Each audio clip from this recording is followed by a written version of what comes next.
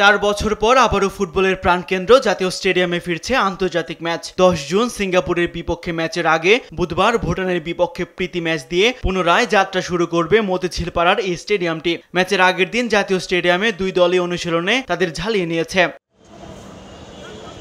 এই ম্যাচ দিয়ে দেশের মাটিতে প্রথমবারের মতো লাল সবুজ জার্সিতে দেখা যাবে হামজা দেওয়ান চৌধুরী এবং ফাহমিদুল ইসলামকে। ম্যাচ পূর্ববর্তী সংবাদ সম্মেলনে কোচ হাভিয়ার কাবরেরা তেমনটাই জানিয়ে দিয়েছেন।